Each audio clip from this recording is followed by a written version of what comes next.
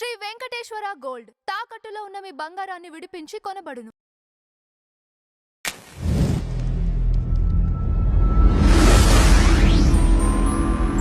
రీసెంట్గా వైఎస్ అవినాష్ రెడ్డి గారితో పాటుగా ఒక 7 చోట్ల ఈడీ రైడ్ జరిగిందండి. సుమారుగా ఒక 24 లక్షలు దొరికాయి. సో ఇది లిక్కర్ స్కామ్ తోటి ముడిపెడుతూ కొంతమంది డైవర్ట్ చేస్తున్నారు. కాదు కదా, ఇది వివేకానంద రెడ్డి గారి కేసే కదా ఇది. అంటే ఎట్లుందంటే విషయం చెప్పాను కదా, మభ్యపెట్టాలి. ఈ కేసు లిక్కర్ కేసుకి సంబంధం లేనటువంటి అంశం. అవును, ఇది ప్యూర్గా వివేకానంద రెడ్డి గారి హత్యకి సంబంధించి ఈడీ రంగంలోకి దిగింది. కరెక్ట్. ఇప్పుడు క్వశ్చన్ ఏంటంటే ఈడీ ఎందుకు దిగింది, ఎన్ఫోర్స్మెంట్ డైరెక్టరేట్ అనేది ఎందుకు దిగిందంటే వివేకానంద రెడ్డి గారి హత్య కేసులో మనీ ట్రైల్ బయటపడ్డది సిబిఐ ఎంక్వైరీలోనే. రైట్. ఆ మనీ ట్రైల్ని ఇప్పుడు ఎంక్వైరీ చేస్తున్నారు వీళ్ళు. ఆ బయటపడ్డటువంటి మనీ ట్రైల్ కోసమే ఈడీ వచ్చింది. ఏమవుతుందంటే ఒక్కొక్క దానికి ఒక పారామీటర్ ఉంటుందంటే, ఇందాక మనం చేసినాము యూఏపీఏ పడ్డది. యూఏపీఏ పడ్డాక విషయం ఏంటి, యూఏపీఏ అన్నది వేసేసినాక వీళ్ళు ఒక రేంజ్ వరకే స్టేట్ గవర్నమెంట్ అన్నది హ్యాండిల్ చేస్తుంది. దాని తర్వాత అది స్టేట్ గవర్నమెంట్ చేతిలో పరిధిలో నుంచి వెళ్ళిపోద్ది, సెంట్రల్కి వెళ్ళిపోద్ది. సో అలాగా ఇక్కడ ఏమైంది, ఎప్పుడైతే మనీ ట్రేల్స్ బయటపడ్డాయో ఆ మనీ ట్రేల్స్ని అలా వదిలేశారు. ఇప్పుడు ఈడీ వచ్చి ఆ ట్రేల్స్ని మొత్తం వెతుకుతుంది. బాగా లేట్ అయింది, ఇది ఎప్పుడో చేయాల్సిన పని. ఆ మనీ ట్రేల్ 10 కోట్లకు సంబంధించినటువంటి మనీ ట్రేల్. అంటే అప్రాక్సిమేట్గా 10 కోట్ల రూపాయలు ఏదో some Erragangireddy, some Dastagiri, some ఇస్తామన్నాము, చంపేస్తే ఇస్తాము అని చెప్పారు అని చెప్పేసి ఈవెన్ దస్తగిరి అప్రూవల్గా మారి కొన్ని విషయాలు ఒప్పుకున్నాడు. సో ఆ మనీ ట్రైల్ని ఎంక్వైరీ చేసే క్రమంలో అవినాష్ రెడ్డి గారికి సంబంధించినటువంటి 7 స్థానాలలో రైడ్ జరిగింది. హైదరాబాదు, కడప, అటు పులివెందుల, ఈ అన్ని చోట్ల రైడ్ జరిగింది. పులివెందులలో ఆయన నివాసంలో ఆయన దగ్గర 24 లక్షల క్యాష్ దొరికింది. యూజువల్గా సామాన్యుల దగ్గరనే ఉండదు. నా దగ్గర, మీ దగ్గర క్యాష్ తిప్పి కొడితే 500-600 కూడా ఉండవు, మనం పెట్టుకోము. ఏమైనా ఉంటే గూగుల్ పే, ఫోన్పే ఉంది. సో ఆయన దగ్గర 24 లక్షల క్యాష్ ఉంది అంటే అది కరెక్ట్ కాదు, ఫస్ట్ ఆఫ్ ఆల్. సో ఆ క్యాష్ని సీజ్ చేసినారు. దాని మీద కూడా ఎంక్వైరీ జరుగుతుంది. దాంతో పాటు ఇంపార్టెంట్ విషయం ఏంటంటే కొన్ని డాక్యుమెంట్స్ కూడా దొరికాయి అంటున్నారు regarding that 10 crore. Okay okay, కొన్ని ప్రూఫ్స్ దొరికాయి అంటున్నారు. దాన్ని ఇంకా ఈడీ అనేది అఫీషియల్గా అనౌన్స్ చేయలే. అఫీషియల్గా అనౌన్స్ చేయలే. సో ఈడీ అనౌన్స్ చేసేంత వరకు మనం ఆగాలి. కానీ ఆత్రం ఆగదు వీళ్ళకి.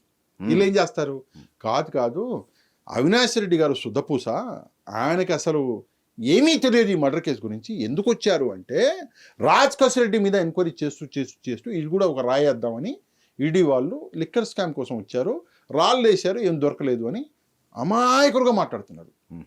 సిగ్గుశరం ఉండాలి, సిగ్గుశరం ఉండాలి.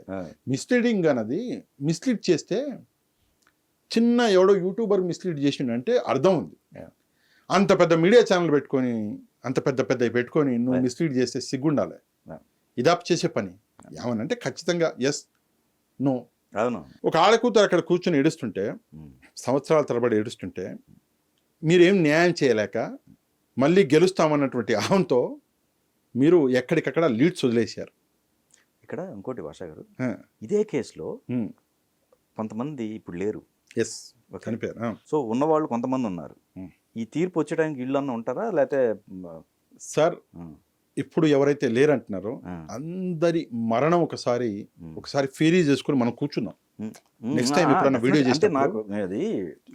చేసినప్పుడు చూద్దాము. న్యాచురల్గా ఎంతమంది చనిపోయారు, డౌట్ఫుల్గా ఎంతమంది చనిపోయారు చూద్దాం. పిట్టలు ఎగురుతానే ఉన్నాయి.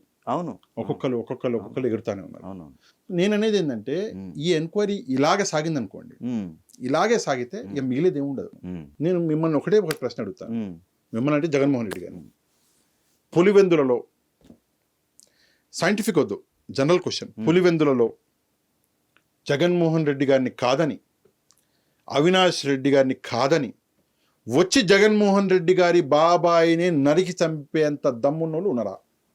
మీ పర్మిషన్ లేకుండా, మీకు తెలియకుండా వివేకానంద రెడ్డి గారి మీద గొడ్డలెత్తే మగోడు పులివెందులలో కాదు 2 తెలుగు రాష్ట్రాల్లో ఉన్నాడా? నాకు సమాధానం చెప్పండి. ఉన్నాడు, మా చేత కాదు, పులివెందులలో మా కంట్రోల్ ఏం లేదు అని అంటారా? లేదు, కంట్రోల్ మొత్తం మాదే అంటే ఇది మీరు చేసినట్టు ఒప్పుకుంటారా? ఈ 2 సమాధానాలు, మీ విషయాల మీద సమాధానం చెప్తే చాలు. జనరల్గా రాయలసీమలో మేము ఎప్పుడు కూడా ఇవన్నీ మాట్లాడుకోమండి. ఫలానా ఈ డిగ్రీలో ఈ మొబైల్ ఇక్కడ ఉండే, ఆ డిగ్రీలో ఆ మొబైల్ ఇక్కడ ఉండే, అక్కడి నుంచి అక్కడికి 11 డిగ్రీలు అయింది, అక్కడి నుంచి 22 డిగ్రీ. టెక్నికాలిటీస్లోకి మేము వెళ్ళాం రాయలసీమలో. ఏం చేస్తాం మేము? సూటిగా కళ్ళల్లో కళ్ళు పెట్టి ఇట్లా చూసుకుంటే ప్రశ్న అడుగుతాం. మీ ప్రాంతం, మీరు పాలించిన ప్రాంతం, ఈ 76% ఏకగ్రీవంగా లోకల్ బాడీ ఎన్నికలు జరిపించగల మోడు మీరు. ఏకగ్రీవం అన్నారు మొన్న. 76% పులివెందుల్లో ఏకగ్రీవంగా ఎన్నికలు జరిపించారు మీరు. అట్లాంటి పులివెందుల్లో మీ సొంత బాబాయిని, వైఎస్ఆర్ గారి తమ్ముడిని ఎవరో వచ్చి గొడ్డలతో నరికిపోయిందంటే మేము నమ్మాలా? అండ్ ఇంకోటి, సరే ఈ ప్రశ్నకి సమాధానం చెప్పినప్పుడు చెప్దురులేండి, పక్కన పెట్టద్దాం. ఆయన చనిపోయిన తర్వాత ఆయన శవం మీద జరిగిన రాజకీయాల వల్ల ఎవరికి లబ్ధి కలిగింది? వైసీపీకి లాభం. ఇప్పుడు ఈడీ అన్నది కారుమూరి గారిని అరెస్ట్ చేసింది. కారుమూరి గారికి ఎంత లబ్ధి పొందాడు ఆయన ఈ స్కామ్ వల్ల అని చూస్తే, ఫలానా 68 కోట్లు, ఫలానా 15 కోట్లు, ఫలానా 9.5 కోట్లు లబ్ధి మొత్తం బయటపడింది. ఈ హత్యలో, వివేకానంద రెడ్డి గారి హత్యలో లబ్ధి ఎవరికి? నారాసుర రక్త చరిత్ర అని చంద్రబాబు నాయుడు గారి చేతిలో గొడ్డలు పెట్టారు కదా. లబ్ధి ఎవరు పొందారు?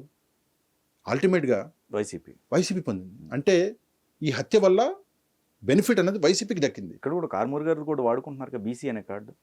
నేను ఇందాకే చెప్పాను కదండి, వీళ్ళకి అలవాటు. బీసీలో మహానుభావులు పుట్టారు.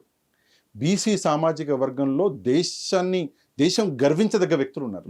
వాళ్ళ పేర్లు చెప్పండి. అదే వాళ్ళని ఈరోజు బయటికి తీసుకెళ్ళిన నాయకత్వం ప్రతి పార్టీలో ఉన్నారు. రాజకీయాల్లో కాదు, రాజకీయాల్లో రానటువంటి వ్యక్తులు ఉన్నారు.